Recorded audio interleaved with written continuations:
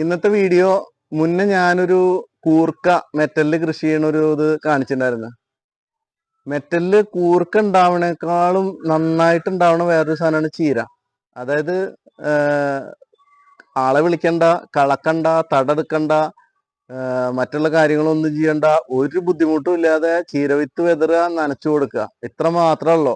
കാട് പോലെ ഈ ചീര ഉണ്ടാവും. ഇതുണ്ടോ ഈ ചീര നിൽക്കുന്നത് മുഴുവൻ മെറ്റല്ല. ഇതൊന്നും കുഴിച്ചിട്ടുള്ളതല്ല. ഉണ്ടോ, ഇത് ഫുള്ള് പച്ചച്ചീരയാണ്.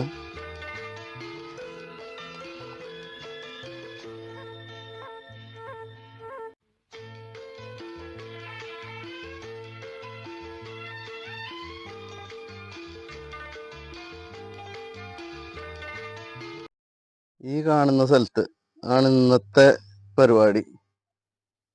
വീടിന്റെ സൈഡിലുള്ളൊരു ചെറിയ സ്ഥലാ. ആ സ്ഥലത്ത് മെറ്റലിട്ടിട്ടുള്ളതാ.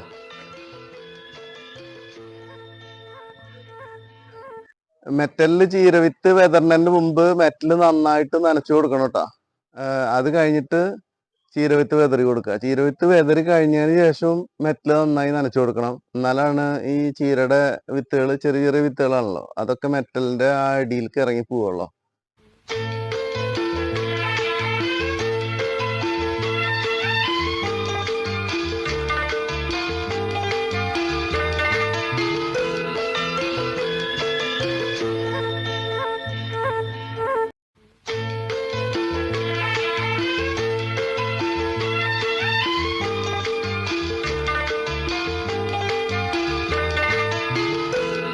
ചീരവിത്ത് വെതറിണ്ട്, ഇനി ഒന്നും കൂടി നനച്ചു കൊടുക്കണം. മെറ്റലില് ചീരയുടെ വിത്തൊക്കെ വെതറി കഴിഞ്ഞിട്ട് ഒരു 2-3 ദിവസം കഴിഞ്ഞ് അത് മുളച്ചു വരും. ചീര പോലുള്ള ഇലകളായിട്ട് ഉപയോഗിക്കുന്ന സാധനങ്ങൾക്കൊന്നും ഈ പൊട്ടാഷ്യം പോലുള്ള വളങ്ങൾ അമിതമായിട്ട് ഇട്ട് കൊടുക്കരുത്. അങ്ങനെയാണെങ്കിൽ പെട്ടെന്ന് അത് പൂവിടും. യൂറിയാണ് ഇട്ട് കൊടുക്കേണ്ടത്. ഇത് ഈ ചുവപ്പ് ചീര വ്ളാത്താങ്കര ചീര എന്ന് പറയുന്ന ചീര, നല്ല ടേസ്റ്റുള്ള ചീര. നമ്മുടെ നാട്ടില് അന്യമായി കൊണ്ടിരിക്കുന്ന തുമ്പപ്പൂ.